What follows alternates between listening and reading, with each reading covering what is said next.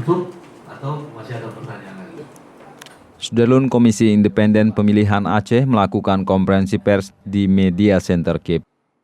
Ketua KIP Ridwan Hadi mengatakan pihaknya memberikan apresiasi kepada masyarakat, petugas TPS, dan aparat keamanan yang telah menjaga suasana kondusif selama tahapan pemungutan dan perhitungan suara pemilihan Kepala Daerah Aceh 2017.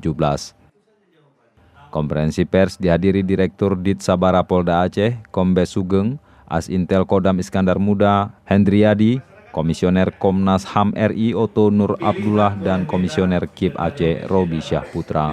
Scan C1-nya itu kan internal kita, bagaimana memberikan informasi secepat-cepatnya kepada publik seluruh Indonesia, ya.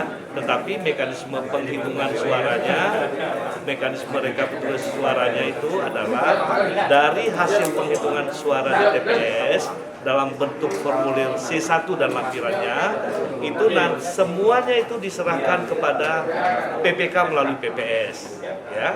Nah, lalu apa tugas PPK di sana? Tugas PPK adalah membuka rapat pleno terbuka untuk umum dihadiri oleh saksi pasangan calon, yaitu rekapitulasi penghitungan suara di masing-masing TPS.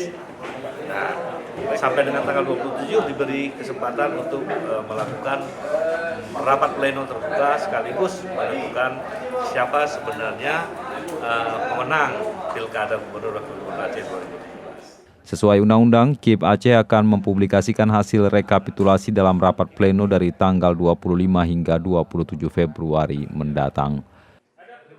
Dari Banda Aceh, Muhammad Ansar, Serambion TV.